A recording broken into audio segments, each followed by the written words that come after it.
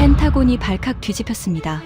미군 정밀무기 생산 라인 43%가 하루아침에 마비됐습니다. 긴급히 일본, 독일, 대만을 찾았지만 세 나라 모두 탈락했습니다. 마지막으로 찾은 한국에 미국이 3천억 달러 백지수표를 내밀었습니다. 돌아온 건 단 한마디였습니다. 됐습니다. 그리고 밝혀진 충격적인 비밀. 한국 정밀 제조의 핵심은 첨단 장비가 아니었습니다. 밥상 위 쇠젓가락이었습니다. 그 충격적인 전말을 지금 공개합니다. 시작하기 전 구독과 좋아요, 그리고 대한민국 화이팅 댓글로 한국을 응원해주세요. 펜타곤 지하 3층 보안회의실에 12명이 긴급 소집됐습니다. 한밤중이었습니다. 새벽 2시가 넘은 시각, 형광등이 윙윙거리는 지하 회의실에는 커피 냄새와 긴장감이 뒤섞여 있었죠. 벽면 모니터에 빨간색 경고 문구가 깜빡이고 있었습니다. F-35 전투기 정밀 조준장치 생산이 전면 중단됐습니다. 에이지스 구축함 핵심 센서 모듈 납품도 5개월째 멈춘 상태였죠. 미해군 차세대 잠수함에 들어가는 초정밀 냉각 부품은 아예 도면 단계에서 막혀 있었습니다. 중국 공급망 차단 직후 미군 전체 정밀무기 생산 라인의 43%가 마비됐습니다. 43%라는 숫자가 무엇을 의미하는지 아시겠습니까? 미국이 가진 정밀 무기의 거의 절반이 제 시간에 만들어지지 못한다는 뜻입니다. 바로 그 자리에서 국방장관 직속 긴급 TF 편성이 결정됐고 18개월이라는 시한이 선고됐습니다. 18개월 안에 대체 정밀 제조 파트너를 확보하지 못하면 미군의 전투 준비 태세가 근본적으로 흔들립니다. 국방차관보의 목소리가 회의실 벽에 부딪혀 돌아왔습니다. 아무도 말이 없었죠. 12명의 시선이 일제히 한 사람을 향했습니다. 하지만 진짜 충격은 그 다음이었습니다. 이 채널을 처음 보시는 분은 구독과 좋아요 부탁드립니다. 여러분의 구독이 이런 이야기를 계속 전할 수 있는 힘이 됩니다. 저는 마이클 에반스입니다. 국방부 첨단제조기술평가국에서 28년간 정밀무기 부품 조달을 총괄해왔죠. MIT 기계공학 석사 출신이지만 저는 서류보다 현장을 믿는 사람입니다. 제 손으로 직접 부품을 만져보지 않으면 믿지 않습니다. 28년간 그렇게 해왔고 그게 저를 이 자리에 앉게 만들었죠. 그날 국방차관보가 제 이름을 불렀습니다. 에반스 부국장, 당신이 TF를 이끌어 주시오. 전 세계 어디든 가십시오. 예산 제한 없습니다. 다만 시간은 제한합니다. 18개월. 저는 자리에서 일어섰습니다. 심장이 묵직하게 내려앉았지만 표정은 바꾸지 않았습니다. 28년 경력이 가르쳐준 게 있다면 위기 앞에서 흔들리는 모습을 보이지 않는 것이었으니까요. 알겠습니다. 72시간 내에 후보국 리스트를 올리겠습니다.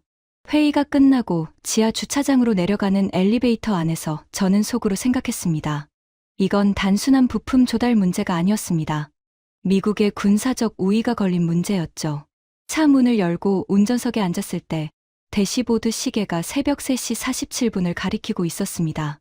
워싱턴 D.C.의 겨울 새벽은 살을 애는 듯한 추위였지만 등을 타고 흐르는 식은땀이 추위보다 먼저 느껴졌습니다. 정밀 제조라는 건 단순히 기계가 좋다고 되는 게 아닙니다.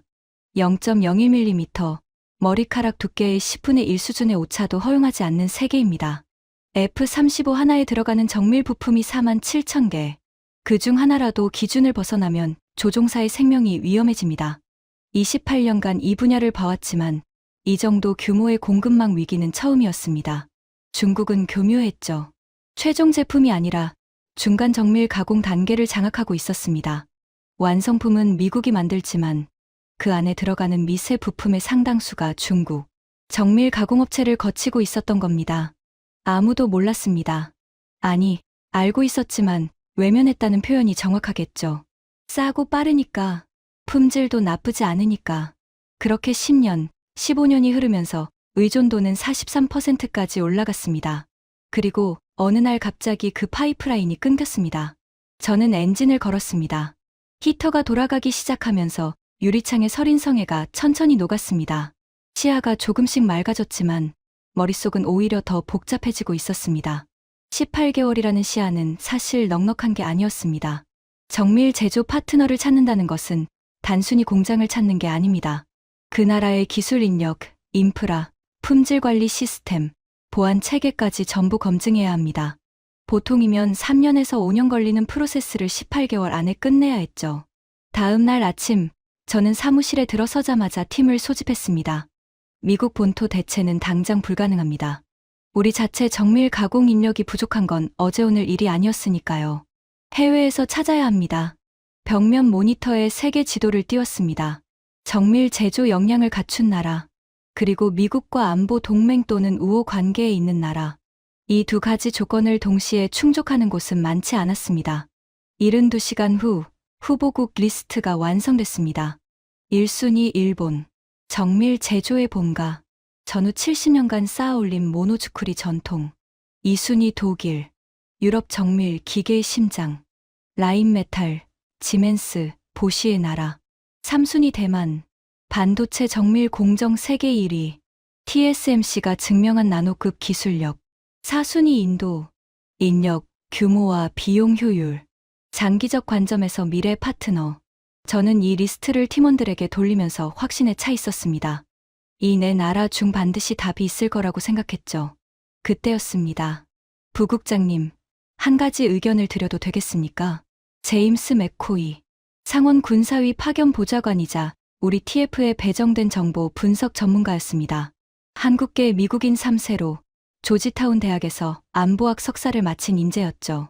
말수가 적은 편이었지만 한번 입을 열면 날카로운 시각을 보여주는 사람이었습니다. 말해보게. 리스트에 한국이 빠져 있습니다. 회의실이 조용해졌습니다. 저는 안경 너머로 제임스를 바라봤습니다. 한국. 제가 되물었을 때 제 목소리에 실린 뉘앙스를 제임스도 알아차렸을 겁니다. 흥미가 아니라 의아함이었죠. 제임스. 한국은 반도체 쪽에서 존재감이 있지. 삼성, SK. 하지만 우리가 필요한 건 반도체 칩이 아니야. 정밀 기계 가공이고, 방산 부품이고, 초정밀 열관리 시스템이네. 한국에 그런 역량이 있나? 제 질문에 옆에 앉은 기술 분석관 로버트가 고개를 끄덕였습니다. 부국장님 말씀이 맞습니다. 한국 방산은 K9 자주포 같은 재래식 무기 수출에서 최근 성과를 보이고 있긴 하지만 우리가 필요로 하는 수준의 초정밀 가공과는 다른 레벨입니다. 저는 모니터 앞으로 걸어가서 리스트를 다시 한번 가리켰습니다. 일본은 전후 70년간 정밀 제조를 국가 정체성 수준으로 키워온 나라야. 독일은 산업혁명 이후 200년 역사를 가진 정밀 기계의 메카고, 대만은 TSMC 하나로 전 세계 반도체 공급망을 쥐고 있지. 이 나라들과 한국을 같은 선상에 놓는 건 무리가 있네. 저는 솔직히 말하겠습니다. 그때 저에게 한국이라는 나라는 그런 존재였습니다. 삼성이 반도체를 잘 만드는 건 알았죠. 현대차도 미국 도로에서 많이 보이긴 했습니다. 하지만 정밀 제조 파트너, 미군 무기 시스템의 핵심을 맡기는 전략적 동맹국? 그건 전혀 다른 이야기였습니다. 제임스가 다시 한번 입을 열었습니다. 부국장님, 한 가지만 말씀드리겠습니다. 한국은 세계기능올림픽에서 종합우승을 22회 차지한 나라입니다. 2위인 스위스가 7회입니다. 3배 이상의 격차죠. 저는 의자에 등을 기댔습니다. 세계기능올림픽이라 들어보긴 했지만 솔직히 크게 주목한 적은 없었습니다. 기능올림픽이 실전 정밀 제조 역량을 보장하나? 그건 대회고. 우리가 필요한 건 전시 상황에서 대규모 물량을 정밀하게 찍어낼 수 있는 산업 인프라야. 로버트가 덧붙였습니다. 맞습니다. 올림픽에서 메달 딴다고 전쟁에서 이기는 게 아니듯이 기능올림픽 우승이 곧바로 방산 정밀 역량을 의미하진 않습니다. 제임스는 더 이상 반박하지 않았습니다. 하지만 그의 표정은 포기한 사람의 얼굴이 아니었습니다. 입술을 꾹 다문 채 노트북 화면을 응시하고 있었죠. 저는 그 표정을 봤지만 그때는 그냥 넘겼습니다. 지금 생각하면 제가 얼마나 오만했는지 모릅니다. 좋아, 일정을 잡지. 다음 주 도쿄에서 시작한다. 일본이 기대에 부응하면 가장 빨리 끝날 수 있어. 저는 결정을 내렸고 팀은 움직이기 시작했습니다. 후보국 순회 일정. 1차 일본, 2차 독일, 3차 대만. 한국은 리스트에 없었습니다. 제임스가 회의실을 나가면서 문 앞에서 멈칫하더니 돌아서서 말했습니다. 부국장님, 제가 틀렸을 수도 있습니다. 하지만 만약 세 나라 모두 기대에 못 미치면 그때라도 한국을 고려해 주십시오. 저는 고개를 끄덕였습니다. 형식적인 동의였죠. 솔직히 그럴 일은 없을 거라고 생각했습니다. 일본, 독일, 대만. 이 세 나라가 전부 탈락할 리가 없었으니까요. 하지만 세상은 가끔 예상을 완전히 뒤집어 놓습니다. 일주일 후, 저는 나리타 공항에 내렸습니다. 3월에 도쿄는 벚꽃이 막 피기 시작하는 시기였죠. 공항에서 시내로 향하는 차 안에서 창밖을 보니 연분홍 꽃이 피 바람에 흩날리고 있었습니다. 아름다운 풍경이었지만 제 머릿속은 온통 숫자와 스펙시트로 가득했습니다. 일본 방위장비청 기술총괄 나카무라 도시이코가 직접 공항까지 마중을 나왔습니다. 60대 초반의 단정한 신사였죠. 은퇴 안경 너머의 눈은 날카로웠지만 악수를 건네는 손은 따뜻했습니다. 에반스 부국장님, 먼 길 오시느라 수고 많으셨습니다. 일본 방위 산업의 모든 문을 열어놓았습니다. 나카무라의 영어는 유창했습니다. 옥스포드에서 유학한 이력이 있다고 들었죠.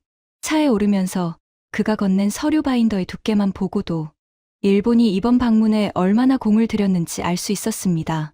하지만 저는 서류를 보고 판단하는 사람이 아닙니다. 28년 경력이 가르쳐준 건 진짜는 항상 현장에 있다는 것이었죠.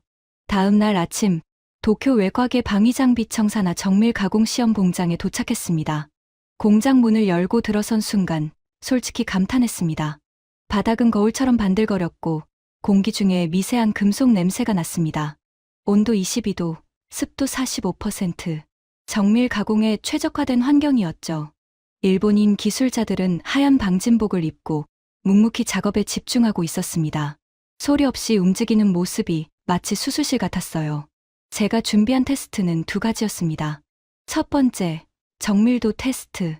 F-35 조준장치에 들어가는 광학 마운트 부품을 가공하는 것이었습니다. 허용 오차 0.005mm, 머리카락의 20분의 1도 안 되는 수준이죠. 결과는 놀라웠습니다. 일본 기술자들이 만들어낸 부품의 오차는 0.002mm. 기준을 여유 있게 통과했죠. 나카무라가 자부심 가득한 미소를 지으며 말했습니다. 이것이 일본 모노츠쿠리의 힘입니다. 70년간 쌓아온 장인 정신이죠. 저는 진심으로 고개를 끄덕였습니다. 정밀도만 놓고 보면 일본은 확실히 세계 최고 수준이었습니다. 하지만 두 번째 테스트가 남아 있었습니다. 속도 테스트. 동일한 부품 500개를 연속 생산하는 것이었죠. 전시 상황에서는 한 개의 완벽한 부품이 아니라 수백, 수천 개의 정밀 부품이 동시에 필요합니다. 정밀도와 속도를 동시에 잡아야 한다는 뜻이었습니다. 저는 스톱워치를 눌렀습니다. 1시간이 지났습니다. 일본 팀이 완성한 부품은 47개. 전부 기준 이내의 완벽한 품질이었지만 속도가 문제였죠. 제가 계산한 기준선은 시간당 최소 85개였습니다. 미군의 긴급 조달 요구를 충족하려면 그 정도가 필요했거든요. 47개. 기준의 55%에 불과했습니다. 저는 나카무라에게 조심스럽게 물었습니다. 나카무라 국장님, 생산 속도를 올릴 방법이 있습니까? 나카무라의 표정이 미묘하게 변했습니다. 입꼬리가 살짝 내려갔고 안경 너머의 눈이 잠시 옆을 향했죠. 그가 대답하기까지 5초 정도의 침묵이 흘렀습니다. 에반스 부국장님, 솔직하게 말씀드리겠습니다. 속도를 올리면 정밀도가 떨어집니다. 우리는 정밀도를 양보하지 않습니다. 그것이 일본 방식입니다. 저는 그 말의 무게를 알고 있었습니다. 일본의 모노즈쿠리 철학, 하나의 부품에 영혼을 담는다는 장인 정신. 그것은 존경받아 마땅한 가치였습니다. 하지만 전쟁은 철학을 기다려주지 않습니다. 이해합니다. 하지만 우리에게 필요한 건 전시 대량 생산입니다. 완벽한 하나가 아니라 기준을 충족하는 수백 개가 동시에 필요합니다. 나카무라는 고개를 끄덕였습니다. 반박하지 않았죠. 그도 이미 알고 있었을 겁니다. 일본의 강점이 동시에 한계라는 것을. 저는 추가로 하나 더 확인하고 싶은 게 있었습니다. 수작업 전환 테스트였죠. CNC 장비를 의도적으로 멈추고 기술자가 수작업으로 동일한 정밀도를 유지할 수 있는지 확인하는 것이었습니다. 전쟁터에서는 전력이 끊기고 장비가 파손될 수 있으니까요. 결과는 더 충격적이었습니다. 장비가 멈추자 일본 기술자들의 작업 속도는 반으로 떨어졌습니다. 아니, 반이 아니라 3분의 1 수준이었죠. 정밀도도 0.005mm 기준선 바로 턱걸이 수준까지 내려갔습니다. 나카무라는 이 결과를 보고 입술을 꾹 다물었습니다. 한참을 말없이 서 있다가 천천히 입을 열었습니다. 에반스 부국장님, 우리의 정밀도는 사람과 기계의 합작입니다. 기계 없이 사람만으로는 우리가 약속할 수 있는 수준이 달라집니다. 솔직한 말이었습니다. 저는 오히려 나카무라의 정직함에 존경심을 느꼈죠. 하지만 존경심과 계약은 다른 문제였습니다. 그날 밤, 도쿄 시내 호텔 방에서 저는 천장을 바라보며 생각에 잠겼습니다. 창밖으로 도쿄 타워의 붉은 불빛이 보였습니다. 아름다운 도시였지만 제 마음은 무거웠죠. 일본의 정밀도는 의심의 여지가 없었습니다. 하지만 속도와 유연성에서 우리 기준에 미치지 못했습니다. 기계에 의존하는 정밀도는 기계가 멈추면 같이 멈춥니다. 노트북을 열고 보고서를 작성했습니다. 일본 정밀도 합격, 속도 불합격, 수작업 전환 능력 미달. 키보드를 치는 제 손가락이 무거웠습니다. 전화기가 울렸습니다. 제임스였죠. 부국장님, 도쿄 결과가 어떻습니까? 저는 잠시 망설였습니다. 그리고 솔직하게 말했죠. 정밀도는 완벽했네. 하지만 속도가 우리 기준의 55%밖에 안 돼. 수작업 전환 능력도 부족하고. 전화 너머로 짧은 침묵이 흘렀습니다. 제임스가 말했습니다. 미네는 다음 주 화요일로 잡혀 있습니다. 독일이라면 다를 수 있습니다. 그러길 바라네. 전화를 끊고 창밖을 다시 봤습니다. 도쿄 타워의 붉은 빛이 멀리서 깜빡이고 있었죠. 일본 1순위 탈락. 이건 예상하지 못한 결과였습니다. 아니, 정확히 말하면 인정하고 싶지 않은 결과였죠. 하지만 아직 독일과 대만이 남아 있었습니다. 두 나라까지 탈락할 리는 없었습니다. 그때까지만 해도 저는 그렇게 확신하고 있었죠. 그리고 그 확신이 얼마나 어리석은 것이었는지는 미넨에 도착한 뒤에야 알게 됩니다. 미넨에 도착한 건 도쿄를 떠나고 4일 뒤였습니다. 독일은 달랐습니다. 공항에서부터 느껴지는 공기가 달랐죠. 일본이 절제와 침묵의 나라였다면 독일은 논리와 시스템의 나라였습니다. 모든 것이 매뉴얼대로 움직이고 모든 프로세스에 번호가 붙어 있었죠. 라인메탈 미넨 정밀가공연구소. 클라우스 베버 수석 엔지니어가 저를 맞았습니다. 190cm가 넘는 거구에 짧게 깎은 은발, 강철처럼 단단한 악수. 33년간 독일 정밀 기계 분야에서 잔뼈가 굵은 사람이었죠. 에반스 부국장, 독일에 오신 것을 환영합니다. 정밀공학이라면 우리가 본가입니다. 클라우스의 자신감은 공장에 들어서는 순간 이해가 됐습니다. 이건 공장이라기보다 우주선 내부에 가까웠죠. CNC 5축 가공기 8대가 일렬로 배치되어 있었고 각 기계마다 센서가 실시간으로 온도와 습도, 진동까지 모니터링하고 있었습니다.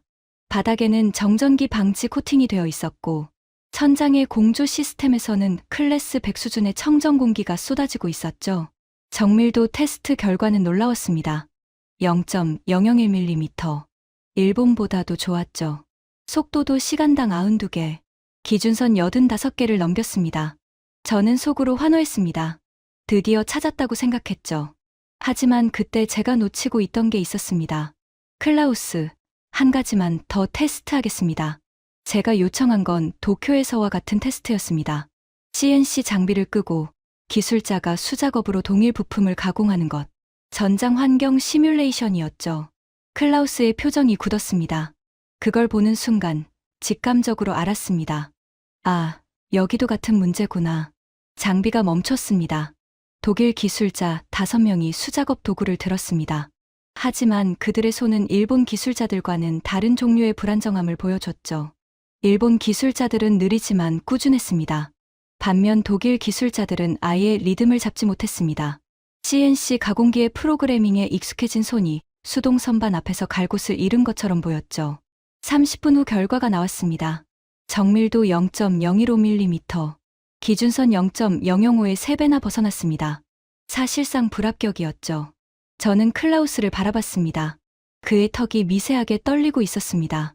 에반스 부국장, 솔직하게 말씀드리겠습니다. 클라우스가 긴 한숨을 내쉬더니 입을 열었습니다. 우리의 정밀도는 기계의 정밀도입니다. 사람의 정밀도가 아닙니다. 지난 30년간 우리는 기계를 믿었습니다. 기계가 더 정확하고, 더 일관되고, 더 효율적이니까요. 그 판단은 틀리지 않았습니다. 그가 잠시 말을 멈추고 바닥을 바라봤습니다. 하지만 기계 없이는 우리의 손이 무엇을 할 수 있는지, 솔직히 저도 오늘 처음 확인했습니다. 저는 그 말을 듣고 가슴이 답답해졌습니다. 기계가 정밀한 거지, 사람이 정밀한 게 아니었습니다. 그리고 기계는 전쟁터에서 부서집니다. 전력이 끊기고 부품이 망가지고 공장이 폭격당합니다. 그때 남는 건 사람의 손뿐이죠. 일본은 정밀하지만 느렸습니다.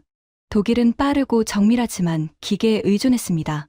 이 둘의 공통점은 기계가 사라졌을 때 사람의 손이 그 정밀도를 대신할 수 없다는 것이었죠.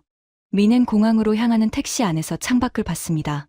알프스 자락의 풍경이 펼쳐졌지만 아무것도 눈에 들어오지 않았습니다. 이순이 독일 탈락. 호텔에서 제임스에게 전화했습니다. 독일도 안 돼. 전화 너머로 제임스의 짧은 침묵이 흘렀습니다. 저는 그가 무슨 말을 할지 알고 있었죠. 하지만 제임스는 예상과 달리 한국 이야기를 꺼내지 않았습니다. 타이베이 일정은 이번 주 목요일입니다. 그것만 말하고 전화가 끊겼습니다. 제임스도 알고 있었을 겁니다. 지금 한국을 꺼내면 제가 짜증을 낼 거라는 걸. 영리한 청년이었죠. 대만에 걸고 있던 기대는 솔직히 컸습니다. TSMC가 있는 나라, 세계 반도체의 심장, 나노미터 단위의 초정밀 공정을 매일 수천만 개의 칩에 적용하는 나라가 대만이었으니까요. 반도체 정밀 공정 기술이 다른 분야로 전이될 수 있다면 대만은 충분히 가능성이 있었습니다. NCSIST, 대만 국가중산과학연구원, 대만 방위산업의 핵심 기관이었죠. 연락장교 린다 첸 소령이 저를 안내했습니다. MIT에서 재료공학 박사를 마친 수재로 유창한 영어와 날카로운 분석력이 인상적인 사람이었습니다. 반도체 관련 정밀 공정시설은 기대를 저버리지 않았습니다. 웨이퍼 가공 정밀도, 패키징 기술, 열관리 시스템, 전부 세계 최고 수준이었죠. 솔직히 미국보다 나은 부분도 있었습니다. 하지만 문제는 그 다음이었습니다. 린다, 조선 분야의 정밀 가공 시설을 보고 싶습니다. 린다의 표정이 살짝 굳었습니다. 짧은 침묵 후 그녀가 대답했죠. 조선 분야는 저희의 주력이 아닙니다. 대만의 조선 역량은 제한적입니다. 그러면 대형 방산 장비의 정밀 용접 시설은? 현재로서는 독자적인 대형 정밀 용접 인프라는 구축되어 있지 않습니다. 자동차 정밀 부품 생산 라인은? 린다가 솔직하게 말했습니다.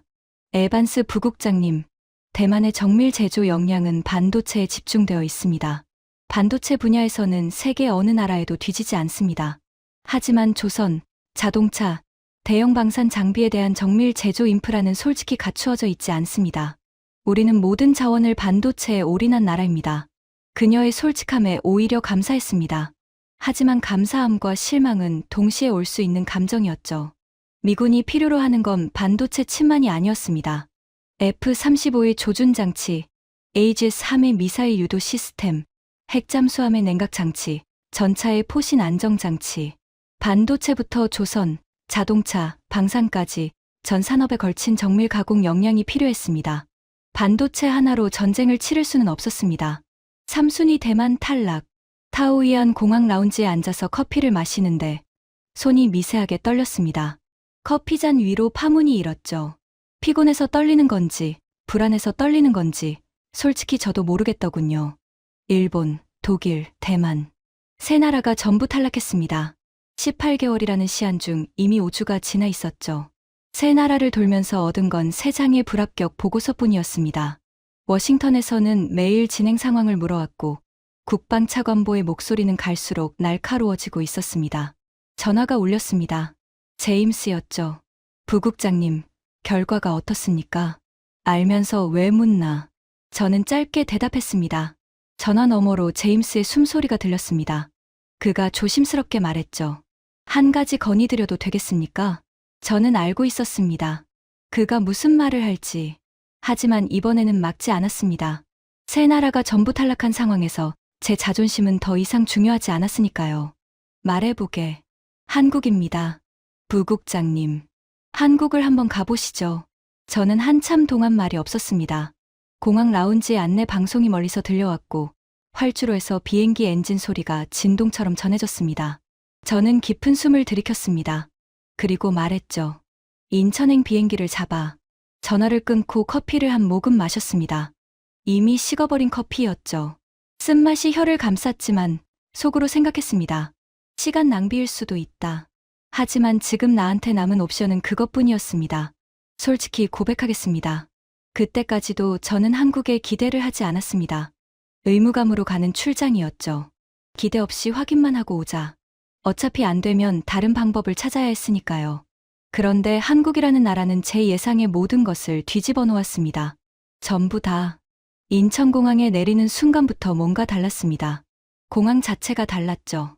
나리타, 미넨, 타오이안 공항을 거쳐왔지만 인천공항의 효율성은 차원이 다른 수준이었습니다. 입국 심사부터 수화물 수령까지 17분, 일본에서 45분, 독일에서 38분 걸렸던 것과 비교하면 놀라운 속도였죠. 하지만 그때는 그냥 공항이 잘 되어 있나 보다 하고 넘겼습니다. 제임스가 서울에서 미리 와 있었습니다. 차 안에서 그가 일정을 설명했죠. 내일 오전 방산 정밀 가공 시설 방문, 오후 조선소 현장, 모레 배터리 생산 시설. 3일간의 일정입니다. 3일이면 충분하겠지. 저는 창밖을 바라봤습니다. 고속도로 양쪽으로 아파트 단지와 산업시설이 번갈아 나타났죠. 일본의 정갈함이나 독일의 웅장함과는 또 다른 풍경이었습니다.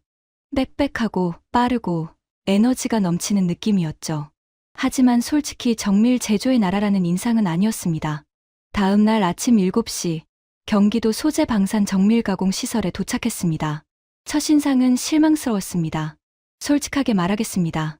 건물 외관은 일본의 섬세한 미학도, 독일의 위압적 규모도 없었죠.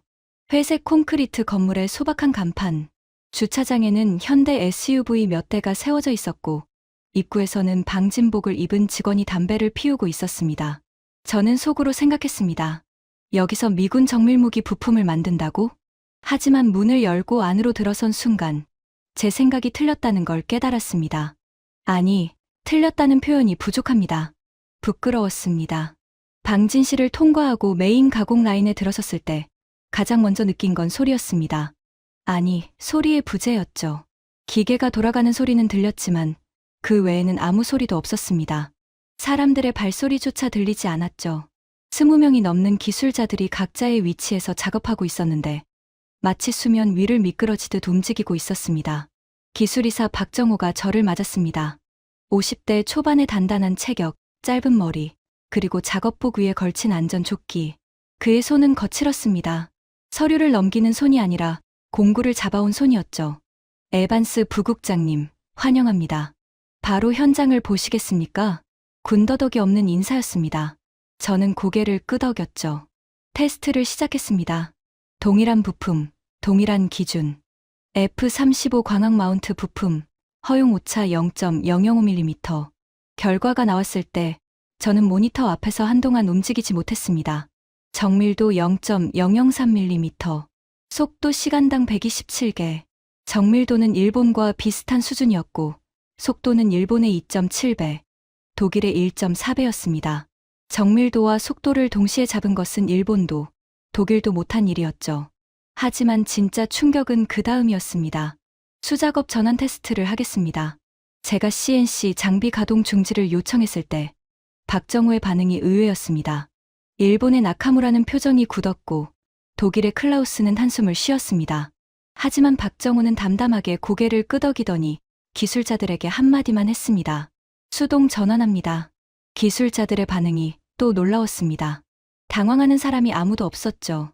마치 이런 상황을 수백 번 연습한 것처럼 자연스럽게 수동 공구를 집어들었습니다. CNC 모니터 화면이 꺼지고 30초도 되지 않아 수작업 라인이 가동되기 시작했죠. 결과 정밀도 0.008mm, 기준선 0.005에는 못 미쳤지만 일본의 0.005 턱걸이나 독일의 0.015에 비하면 압도적으로 양호한 수준이었습니다. 무엇보다 속도가 거의 떨어지지 않았죠. 시간당 98개, 장비 가동 시의 77% 수준을 유지했습니다. 일본은 33%까지 떨어졌습니다. 독일은 측정 의미가 없을 정도로 불안정했죠. 저는 박정호를 바라봤습니다. 어떻게 이게 가능합니까? 박정호가 미소를 지었습니다.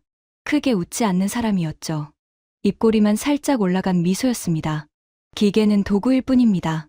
기계가 하는 건 결국 사람 손이 할 수 있는 일을 더 빠르게 해주는 것이죠.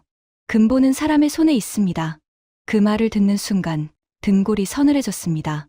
28년간 정밀 제조 분야를 봐왔지만 이 말을 이렇게 자신 있게 하는 사람은 처음이었습니다.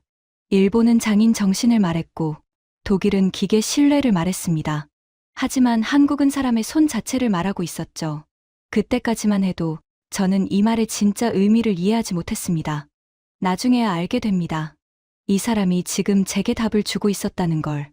오후 일정이 시작됐습니다. 박정호가 직접 현장을 안내했죠. 가공 라인 한쪽에서 특수합금 부품을 용접하고 있는 젊은 기술자가 눈에 띄었습니다. 방진 마스크 뒤로 보이는 눈은 집중력으로 가득 차 있었고, 양손의 움직임은 마치 악기를 연주하는 것처럼 정확하고 유려했습니다. 왼손은 부품을 미세하게 회전시키면서 각도를 잡고, 오른손은 용접 토치를 머리카락 한 올폭으로 움직이고 있었죠. 저는 멈춰 서서 한참을 바라봤습니다. 그 손놀림은 미국에서 본 어떤 기술자와도 달랐습니다. 28년간 전 세계 공장을 다니며 수천 명의 기술자를 봐왔지만 이런 종류의 정밀한 손 제어는 처음이었죠. 저 기술자, 경력이 어떻게 됩니까? 제 질문에 박정호가 기술자의 이름표를 확인하더니 대답했습니다. 3년 차입니다. 저는 귀를 의심했습니다. 3년이라고요? 네, 입사한 지 3년 됐습니다.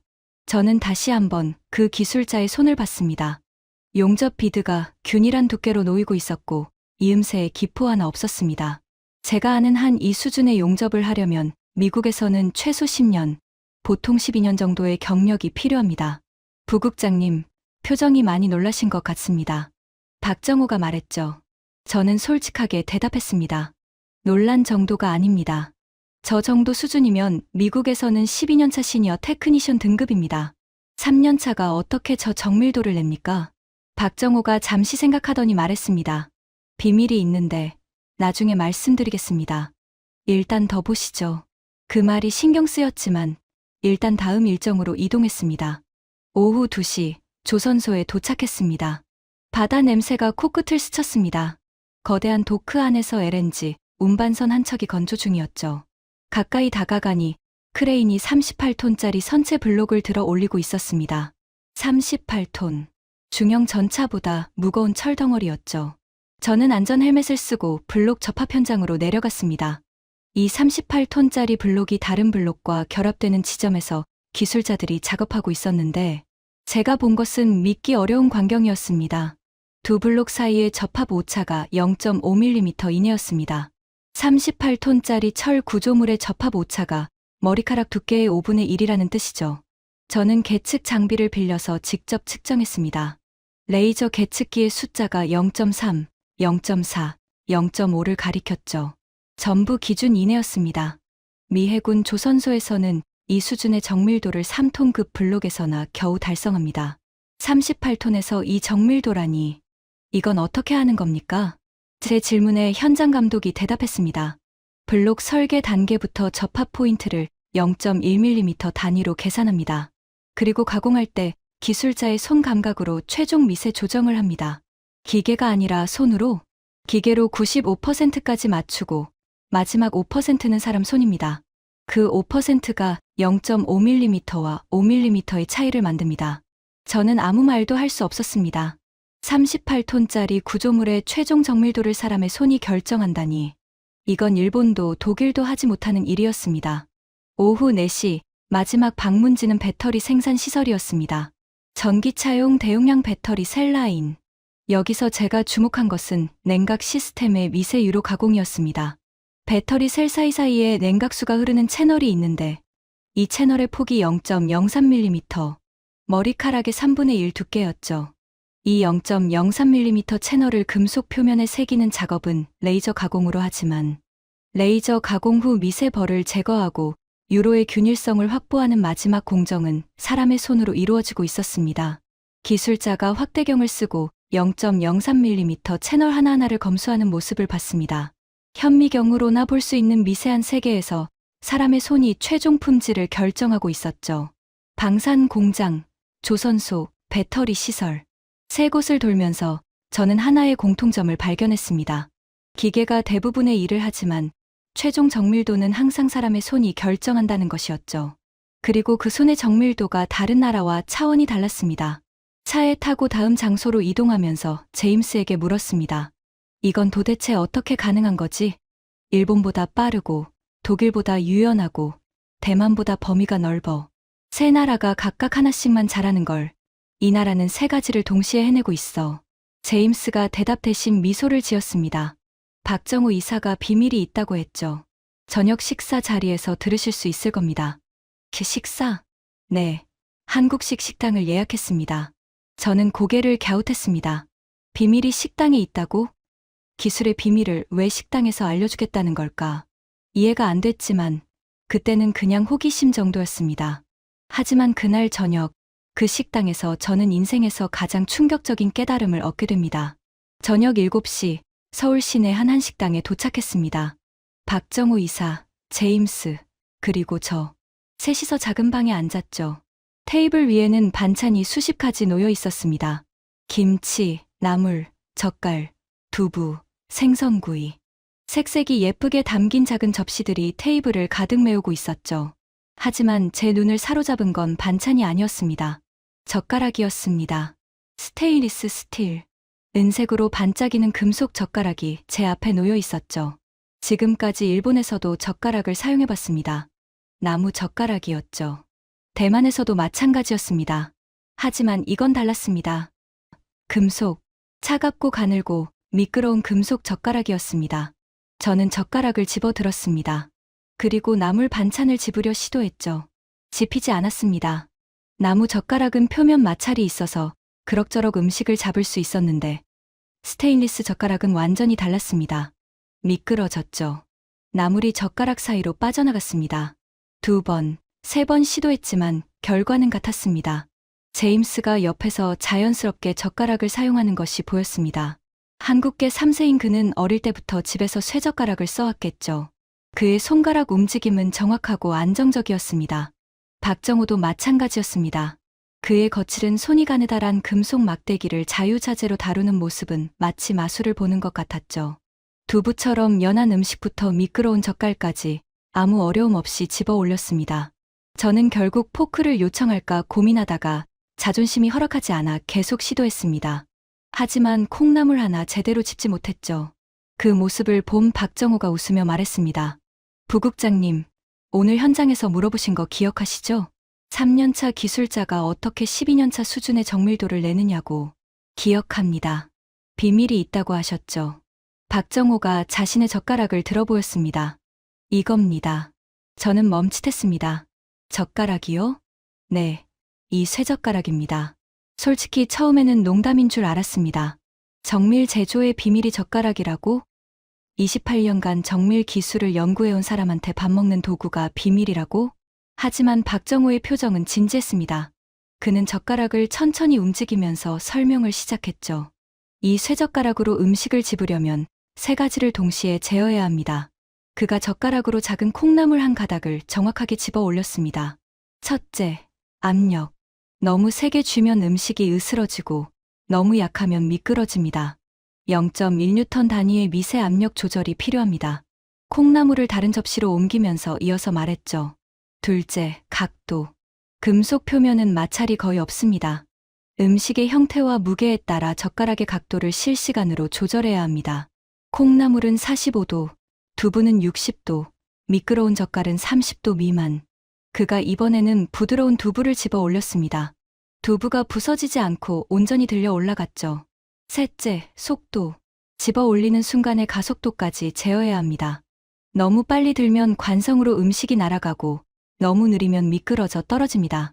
저는 그의 말을 들으면서 제 앞에 놓인 쇠젓가락을 다시 바라봤습니다.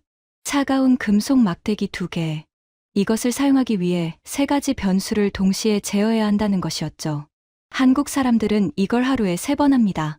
아침, 점심, 저녁, 365일. 보통 3살부터 시작하죠. 박정호가 계산하듯 말했습니다.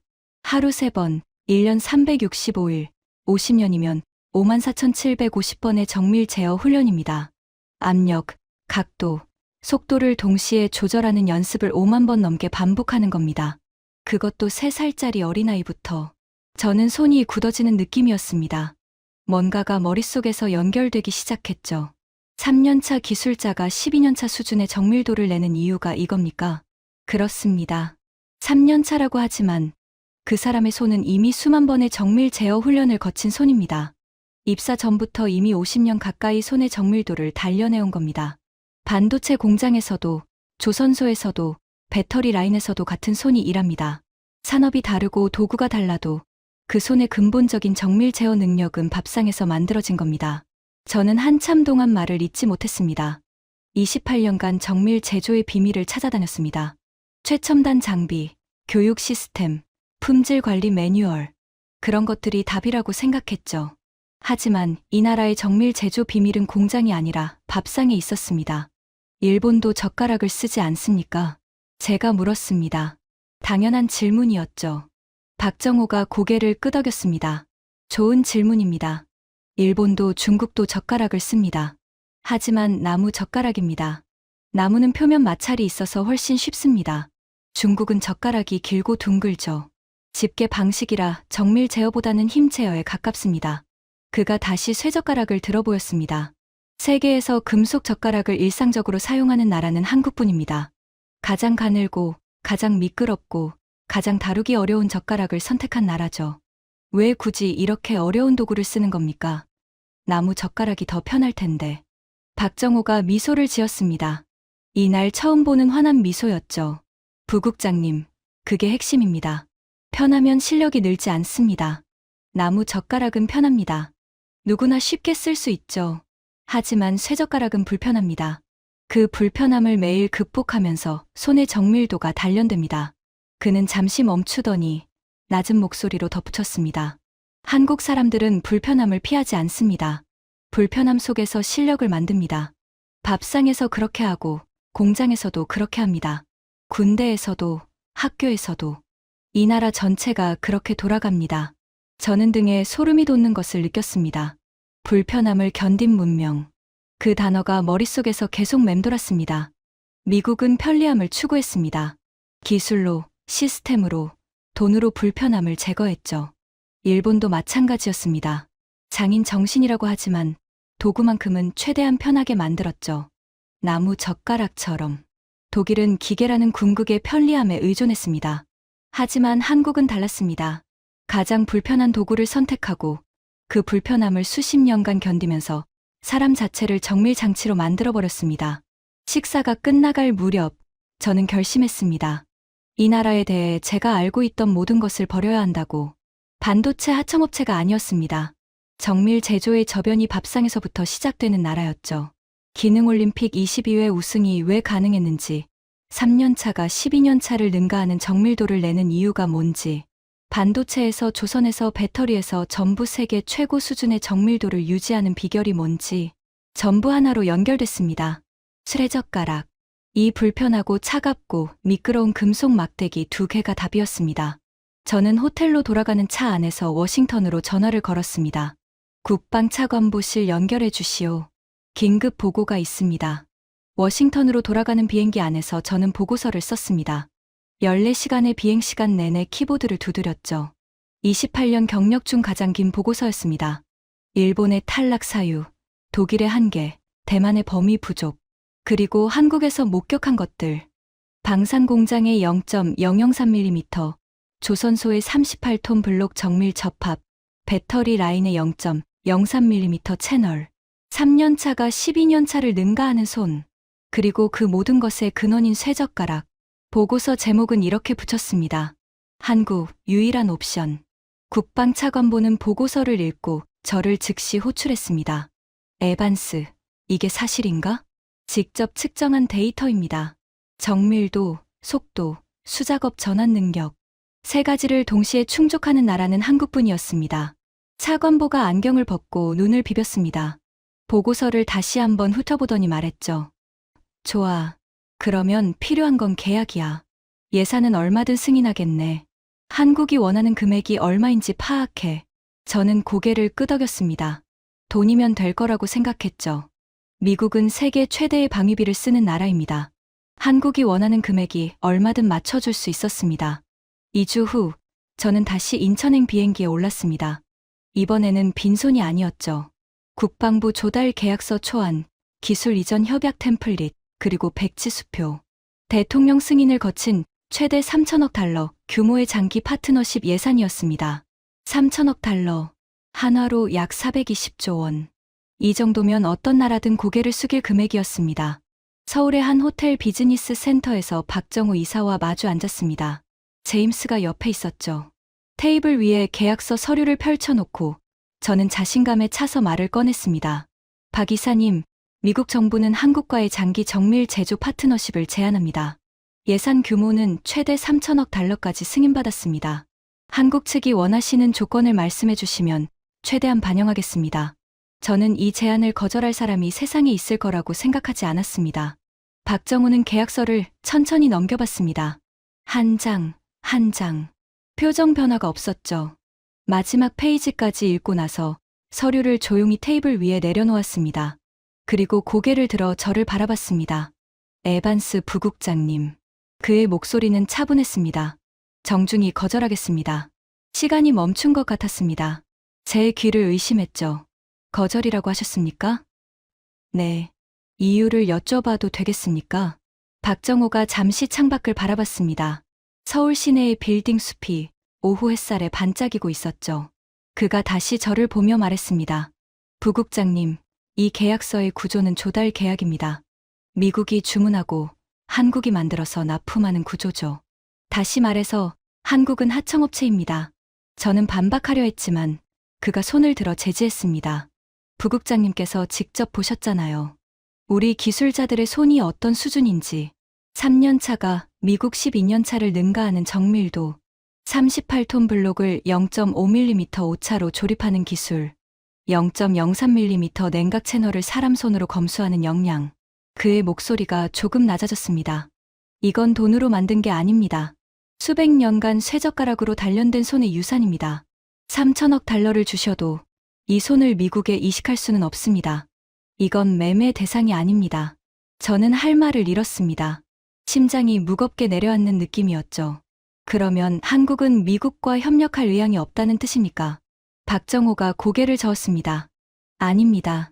협력할 의향은 충분합니다. 다만 형식이 달라져야 합니다. 그가 계약서를 다시 밀어내며 말했죠. 하청이 아니라 동맹으로 오셔야 합니다. 한국이 미국의 부품을 만들어주는 게 아니라 한국과 미국이 함께 만드는 구조여야 합니다. 기술을 공유하고 위험을 나누고 성과도 함께 가져가는 구조. 그래야 이 파트너십이 10년, 20년, 50년 지속될 수 있습니다. 저는 의자에 등을 기댔습니다. 방금 3천억 달러를 거절당했다는 사실보다 그 거절의 이유가 더 충격적이었습니다. 돈이 부족해서가 아니었죠. 돈의 형식이 틀렸기 때문이었습니다. 제임스가 옆에서 조용히 미소 짓고 있는 것이 보였습니다. 그가 처음부터 알고 있었던 건 아닐까 하는 생각이 스쳤죠. 저는 박정호를 바라보며 천천히 고개를 끄덕였습니다. 알겠습니다. 워싱턴으로 돌아가서 계약 구조를 바꾸겠습니다. 하청이 아니라 동맹으로. 박정호가 처음으로 자리에서 일어나 손을 내밀었습니다. 그렇게 해주시면 저희도 모든 문을 열겠습니다. 그 악수를 하는 순간 제 손에서 느껴진 건 박정호의 거친 손바닥이었습니다. 서류를 넘기는 손이 아니라 쇠젓가락을 잡고 용접 토치를 잡고 공구를 잡아온 손. 그 손의 온기가 저에게 전해졌죠. 귀국 비행기 아니었습니다. 창밖으로 태평양이 끝없이 펼쳐져 있었습니다. 구름 아래 바다가 은빛으로 빛나고 있었죠. 기내 조명은 어두웠고 주변 승객들은 대부분 잠들어 있었습니다. 저는 잠이 오지 않았습니다. 노트북 화면에 최종 보고서의 마지막 페이지가 떠 있었죠. 커서가 깜빡이고 있었습니다. 결론을 써야 했지만 어떤 단어로 시작해야 할지 몰랐습니다. 28년이었습니다. 28년간 저는 정밀 제조의 비밀이 기계에 있다고 믿었습니다. 더 좋은 장비, 더 정교한 소프트웨어, 더 높은 예산.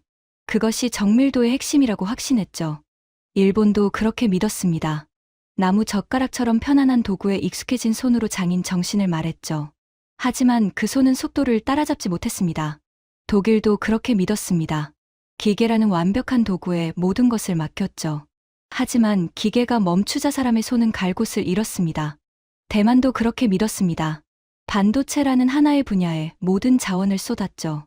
하지만 전쟁은 반도체만으로 치를 수 없었습니다. 한국만 달랐습니다. 이 나라는 기계를 믿기 전에 사람의 손을 먼저 만들었습니다. 3살짜리 아이에게 세상에서 가장 불편한 도구를 쥐어주고 매일 3번씩 수십 년간 정밀 제어를 훈련시켰습니다. 그렇게 만들어진 손이 공장에서 용접을 하고 조선소에서 블록을 맞추고 배터리 라인에서 미세 채널을 검수했습니다. 도구가 아니라 사람이 먼저였습니다. 편리함이 아니라 불편함이 먼저였습니다. 저는 키보드 위에 손을 올렸습니다. 그리고 마지막 문단을 써 내려갔죠. 본관은 한국을 미국의 정밀 제조 분야 Tier-1 전략 동맹으로 격상할 것을 건의합니다. 한국의 정밀 제조 역량은 장비나 시스템이 아닌 수백 년간 축적된 신체적 정밀 제어 능력에 기반하고 있습니다. 이것은 돈으로 구매하거나 기술 이전으로 복제할 수 있는 것이 아닙니다. 한국 없이 미국의 정밀 제조 재건은 사실상 불가능합니다. 저는 그 문장을 쓰고 나서 한참 동안 화면을 바라봤습니다. 28년간 미국 국방부에서 일하면서 이런 문장을 써본 적이 없었죠. 특정 국가 없이는 미국이 불가능하다는 결론을. 하지만 사실이었습니다. 저는 눈을 감고 기내식 때 건네받은 금속 포크를 떠올렸습니다. 미국인은 포크와 나이프를 씁니다. 이미 음식이 잘려 있거나 도구가 알아서 잘라줍니다. 편리하죠. 불편할 이유가 없습니다. 하지만 한국인은 다릅니다. 매끄러운 금속 막대기 2개로 쌀알 하나까지 집어 올립니다. 세상에서 가장 불편한 식사 도구를 수백 년간 버리지 않았습니다. 왜일까? 편하면 실력이 늘지 않으니까.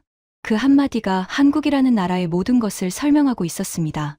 보릿고개를 견뎠고, 전쟁의 폐허를 견뎠고, IMF를 견뎠고, 지금도 무한 경쟁의 불편함을 견디고 있는 나라. 그 불편함이 삼성의 반도체를 만들었고, 현대의 조선소를 만들었고, 세계기능올림픽 22회 우승을 만들었습니다. 그리고 그 불편함의 시작은 밥상 위의 쇠젓가락이었습니다. 비행기가 워싱턴 상공에 진입했습니다. 창밖으로 포토맥 강이 보였고 멀리 펜타곤의 오각형 지붕이 석양에 붉게 물들어 있었죠. 저는 노트북을 닫고 등받이에 기대면서 생각했습니다. 인류 역사에서 편리함을 추구한 문명은 많았습니다. 그리고 대부분 성공했죠. 도구를 발전시키고 기계를 만들고 시스템을 구축했습니다. 하지만 그 과정에서 한 가지를 잃었습니다. 사람 자체의 정밀함. 편리한 도구에 의존하면서 손의 감각은 무뎌졌고 기계에 기대면서 신체의 정밀도는 퇴화했습니다. 그것이 일본의 느린 속도였고 독일의 수작업 불능이었고 미국의 43% 공급망 의존이었습니다.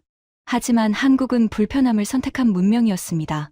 가장 다루기 어려운 도구를 버리지 않았고 그 불편함 속에서 사람의 손 자체를 정밀 장치로 만들었습니다. 도구가 사람을 돕는 것이 아니라 사람이 도구를 초월하는 세계. 그것이 한국의 정밀 제조가 세계를 지배하는 진짜 이유였습니다. 한국의 진짜 무기는 미사일이 아니었습니다. 전투기도, 구축함도, 반도체 칩도 아니었죠. 밥상 위의 쇠젓가락이었습니다. 불편함을 견딘 문명만이 정밀함을 지배합니다. 그리고 그 사실을 깨달은 순간 28년간 정밀 제조를 연구해온 제 인생의 진짜 의미를 알게 됐습니다. 저는 기계를 찾아다녔지만 정답은 사람에게 있었습니다. 가장 불편한 도구를 쥐고도 흔들리지 않는 손. 그 손이 만든 나라. 그것이 한국이었습니다. 이 영상을 끝까지 봐주신 여러분께 감사드립니다. 여러분이 매일 잡는 쇠젓가락이 어떤 의미인지 오늘 이 이야기가 조금이나마 전해드렸기를 바랍니다. 구독과 좋아요, 그리고 알림 설정까지 해주시면 이런 이야기를 계속 전해드리겠습니다. 지금까지 감동테라였습니다. 감사합니다.